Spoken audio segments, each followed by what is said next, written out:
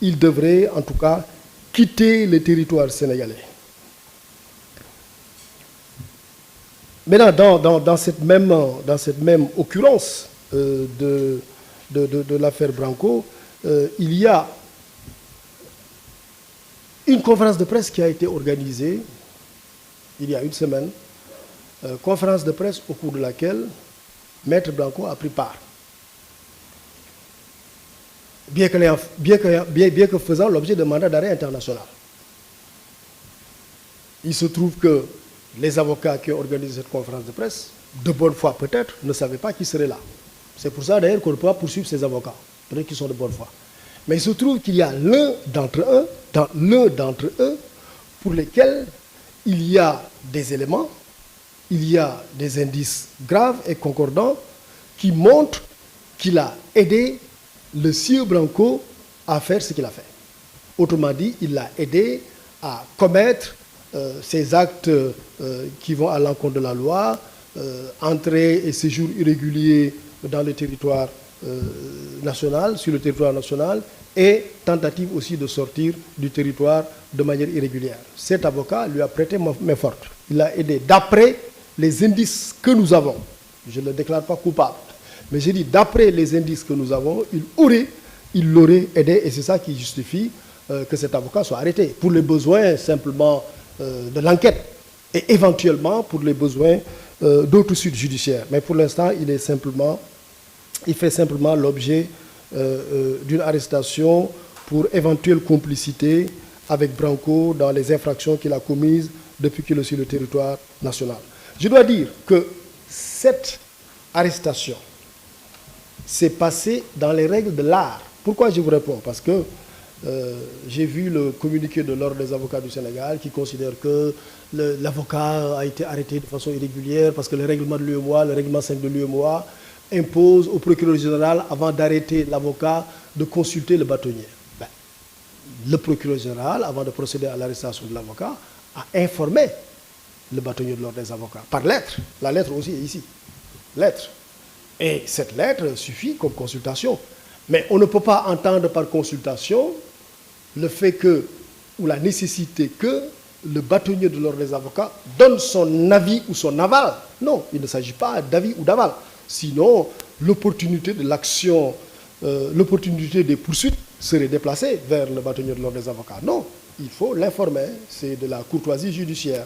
Et le procureur général a bien envoyé une lettre au bâtonnier de l'Ordre des avocats pour l'informer de sa décision de poursuivre Maître Babacar Ndiaye pour les indices graves et concordants à son encontre. Donc, aucun problème du point de vue de la régularité de la procédure d'arrestation de l'avocat. Il est en garde à vue, mais le procureur général vient de m'appeler tout de suite pour me dire que l'avocat aussi, à l'instar de son confrère parisien, bénéficie d'une liberté provisoire. Donc lui aussi, l'avocat, il a bénéficié d'une liberté provisoire. Son affaire est en instruction et il est sous contrôle judiciaire, comme Branco, sous contrôle judiciaire. Ce n'est pas comme ça une libération totale, élargissement, classement sans suite. Non, ils sont tous les deux sous contrôle judiciaire et bénéficient d'une liberté provisoire. Maître Juan Branco et Maître Babacar Ndiaye. Évidemment, j'ai compris la réaction des avocats, la réaction du bâtonnier. C'est normal, lorsque quelqu'un de la corporation et à maille à partir avec la justice, la corporation s'indigne. Je vois toujours les journalistes avec Bamba Kassé, dès qu'on arrête un journaliste, ils ne restent pas tranquilles, ils demandent qu'on libère les journalistes, etc. Les avocats aussi ont eu cette réaction corporatiste, sans autre connotation négative, mais c'est normal. Voilà. Mais il reste que les avocats ne sont pas au-dessus des lois. Nul, en réalité, n'est au-dessus des lois.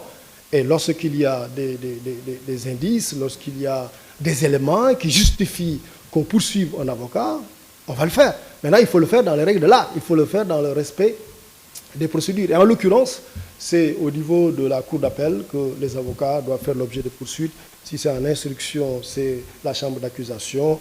Et si c'est en jugement, c'est une chambre de jugement au niveau de la cour d'appel. Parce qu'ils bénéficient de ce qu'on appelle un privilège de juridiction. Mais attention, privilège de juridiction ne signifie pas impunité. Privilège de juridiction, ça veut dire juste qu'on vous juge d'après des procédures dérogatoires au droit commun. Donc voilà, c'est essentiellement ça. Mais maintenant, c'est bien que le Conseil de l'ordre des avocats ait fait un communiqué pour dénoncer la procédure, défendre un des leurs, c'est normal. Mais je pense aussi que le bâtonnier devrait aussi s'employer à admonester les avocats, à leur dire quand même qu'un avocat qui respecte sa déontologie, qui respecte les règles régissant l'éthique de sa profession, ne doit pas prêter main forte à des malfaiteurs. Un avocat ne doit pas concourir, ne doit pas faciliter la commission d'infractions. Ce n'est pas parce qu'on porte une robe noire qu'on est avocat qu'on peut aider quelqu'un à commettre des actes d'infraction. Et ici, en l'occurrence, c'est des actes d'infraction qui ont été commis. Et je voudrais aussi m'adresser au barreau, mais au-delà du barreau, le bâtonnier des avocats, pour aussi conseiller, recommander, admonester les avocats pour qu'ils s'abstiennent de contribuer à la commission de certaines infractions. Mais tout compte fait, le procureur général vient de m'informer qu'il y a une mesure de levée de sa garde à vue, et donc le sieur Babacar Ndiaye est libre de ses actions, de ses mouvements, mais reste à la disposition de la justice, parce que l'affaire aussi fera l'objet d'instruction et aura le traitement judiciaire qu'il faut. Ils sont donc sous contrôle judiciaire et doivent rester à la disposition de la justice. N'ayant pas de problème de représentativité, de garantie de représentativité, on leur a accordé donc une liberté provisoire.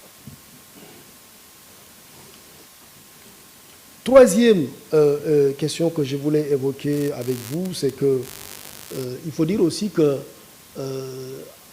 à la suite des dernières arrestations que nous avons connues, il y a dans les établissements pénitentiaires du Sénégal un mot d'ordre de grève de la faim, ou de jet comme on l'appelle, qui a été émis par un certain leader. Ils sont en grève de la faim. Maintenant,